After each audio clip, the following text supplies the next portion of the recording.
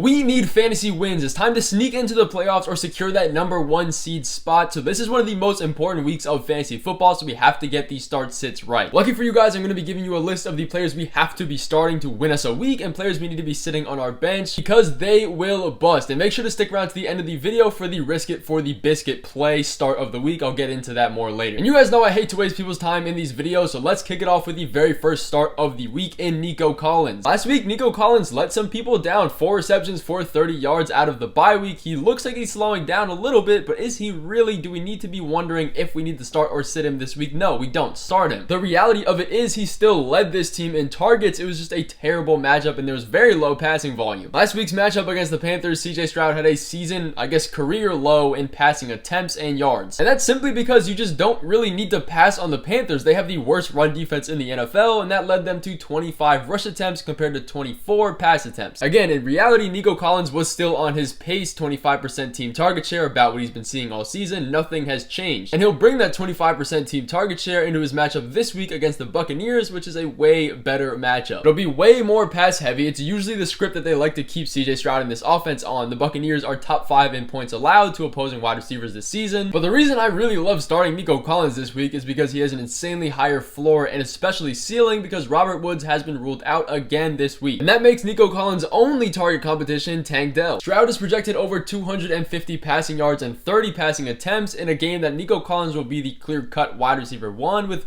little to no target competition. But moving over to a player we need to be sitting this week is a popular one in Jordan Addison, and this might be tough looking at his past fantasy points he's scored, but there's a lot to unpack here, and let me get into it. First and foremost, we have the situation with Kirk Cousins when he was on this team at healthy. This team was top 3 in passing yards pretty much every single year he's been with the Vikings. That is why this offense was so valuable for so many years. There was so much passing volume, attempts, opportunities, time on field, but now we don't, and we have Jaren Hall as the starting quarterback slated for this week. And as you can assume, that is a massive downgrade. Instead of having 45 pass attempts a game, we are projected for 25 pass attempts a game. And that's not just me speaking. Vegas has Jaren Hall for 192 passing yards this week, and we all know sports betting odds know way better than all of us could. So if we're only getting 20 pass attempts from Hall this week, the floor is extremely low for all of these pass catchers. Rookie quarterbacks in their first start usually end up targeting the tight ends 30% of the time, and even more when they have a top tight end. And we have TJ Hawkinson. That is just a statistical fact that we need to take into account for this matchup. And the reason for that is because teams like to blitz these rookie quarterbacks, send a lot of pressure. That's exactly what we saw last Thursday against Will Levis, and the Steelers absolutely pressured him. It is a really tough spot to trust Jordan Addison with a rookie quarterback and a new offense that is going to have a severely lowered passing volume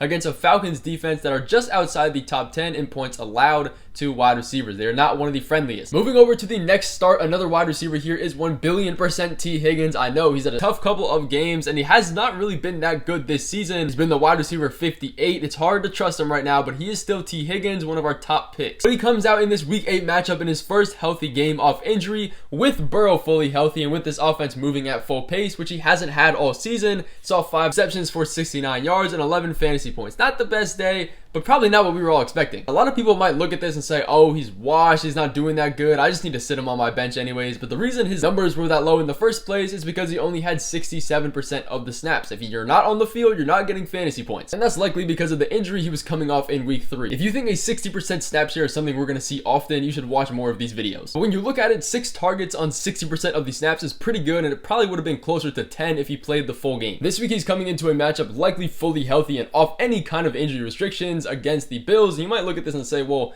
that's kind of a tough matchup. The Bills defense is decent. The Bills are just outside the top 10 in points allowed to wide receivers this season, and their defenses kind of look good. And yes, well, a lot of the times these season totals do matter, but when we look at the projections, we also have to take into account the recent bias, and the season totals don't always predict the sharpest lines. The Bills have actually been pretty fantasy wide receiver friendly as of recent. Last week against the Baker Mayfield-led Buccaneers, they allowed Mike Evans and Chris Godwin to get 30 fantasy points combined, not to mention all the other wide receivers. And this game will be close and high scoring. The Bengals have the second highest implied team total of the week at 26 points. The Bills are close behind them, number 8 with 23 fantasy points projected. If we combine those two, that is the highest total of the week. We want to be targeting this matchup anywhere we can. But looking at the other side, a running back we need to be sitting at all costs is Alexander Mattison, and this is because of a similar reason to Addison, but a little bit worse. Again, he's playing behind a 5th round rookie quarterback in Jaren Hall in his very first start, and this offense really isn't expected to do much, and if the offense isn't on the field, that's less opportunity for fantasy points, less rushing opportunities, less red zone opportunities, opportunities, a whole bunch of negatives. And besides all of that internal issues with the team itself, they face a matchup against the Falcons, who allow the 6th least points to opposing running backs this season. Again, a terrible matchup. They allow 13 points to opposing running backs this season. That alone is the 3rd least in the NFL. And they haven't allowed a rushing touchdown all season. I'm banking on that to continue. Last week, Alexander Mattison saw 16 rush attempts for only 31 yards. That is under a 2-yard per carry total. That is really bad if you don't know. And in the week before that, in their matchup against the 49ers, yes, a tough run defense, but they actually won that game. And later down the stretch, in the 2-minute drill, when the snaps mattered and they were controlling the pace of the game, Cam Akers was the RB1 workhorse used. Mattison thrives in very positive matchups and absolutely does terrible in the bad matchups. And if you look at his chart here, you can tell that pretty easily. And looking at another wide receiver I love to start this week is Amari Cooper. Despite the inconsistency in the quarterback troubles, Deshaun Watson is back, and that should help him just a little bit more. Amari Cooper is miles better in fantasy when he plays at home this season, and that's just been a general historic fact over his entire career. And he gets a matchup at home against the Cardinals this week, who allow the 12th most points to opposing wide receivers. Like Alexander Mattison, Amari Cooper dominates in home games, but also in positive matchups, and that is both a combination we get this week. And this is probably the 2nd best matchup he's had all year. He might not have looked that consistent fantasy-wise. He's had inconsistent quarterback play, but his target share has still been there and elite. He's averaged 9 targets a game this year. Deshaun Watson is coming back, and over the last 3 since the bye week, he's averaged 9 targets. They should be a lot more accurate and valuable. He is a great downfield threat. We know this already. Put him in your lineups to start this week. But looking at another start here back-to-back, a riskier one, but my risk it for the biscuit play of the week. Maybe you're in a deeper league, or maybe you're dealing with some kind of injuries. The risk it for the biscuit play is a guy that's a little bit riskier, but has a very, very high ceiling. If you're projected to lose by a decent amount, you can throw him in your lineup for really high boom potential. And it's never going to be a guy like Keenan Allen that you're always going to be starting anyways. That is just a waste of your time. But that player is Chuba Hubbard this week, and he should be thrown into your lineups 100% without a doubt, because he has been named the RB1 moving forward in this season over Miles Sanders, and that is huge. And I hate to say it, but I was calling this since the off season this year. I've been getting absolutely bashed for this take, so I don't ever take victory laps, but I gotta take one here. I was getting clowned for it. It was a big deal, but now I'm cashing it in. Give me my flowers. But he played almost 70% of the snaps last week and got a bulk of the usage, 16 carries compared to Miles Sanders at 2. Sanders also only saw an 18% snap share, a complete change flip of what we were used to in the beginning of the season. And this kind of usage split is only going to continue. Miles Sanders saw his under 20% snap share right after their bye week. This is planned. This is something they've been wanting to do. And this is especially great that they do this because they get a great matchup against the Colts run defense, who allow the 4th most points to opposing running backs. One of the best matchups of the week. And not to mention that the Panthers got their first win last week. Bryce Young's been looking a little better. The team is operating a little bit better as well. If you're into any kind of superstition, another great reason to start him. But keeping it on the running back theme of things, a group of guys we cannot be starting here. And a couple of things I want to point out is the Chicago Bears running backs. That includes Roschon Johnson, Donta Foreman, or even Darrington Evans. If you're really that desperate or in a deep league, don't start any of them. Last Sunday, we saw a 3-man running back by committee, which is no surprise. Roschon Johnson was coming off his concussion. Then we had Donta Foreman and Darrington Evans all involved in this offense, but it wasn't like one of them stood out. Roschon had a 36% snap share, Foreman had 32, and Evans had 27. So there really is no edge coming into this matchup. I think Roschon will get a majority of these snaps, but either way, we can't be starting them in this matchup because last week was a positive matchup, and this week is a terrible matchup against the New Orleans Saints, and they allow the 7th least points to opposing running backs this season. Not a great matchup by any means. The Bears are 9-point underdogs in this game, which means they're probably going to have to pass a decent amount, but even when they are passing, they have Justin Fields' backup quarterback in, so I'm not in love with really any part of this offense at all. But another quick note for another group of running backs we can't be starting is Keontae Ingram and all of these Cardinals running backs. The reason I say this is because DeMarcado has looked like the RB1 all season, clear workhorse since James Conner has been injured,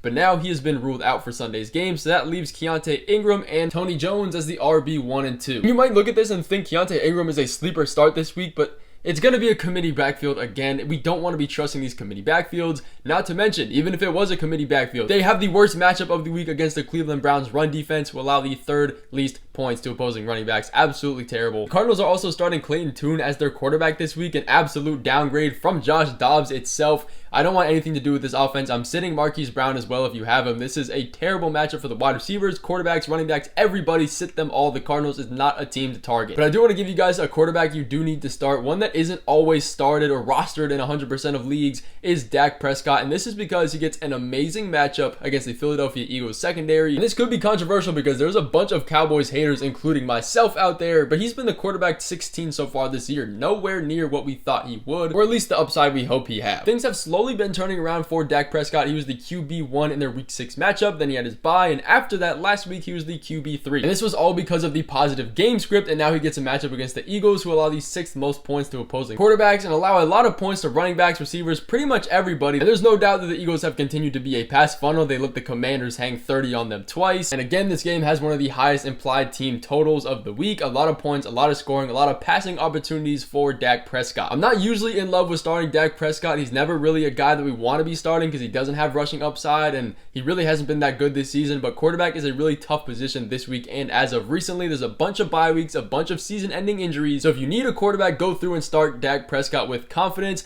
But that's going to end off this video. I seriously appreciate you guys watching all the way through. And if you have any suggestions on what kind of videos you want to see or any formatting for the videos, let me know. We're still new to this, but the family is strong. I appreciate you guys watching through, and I'll see you guys in the videos after this week's games.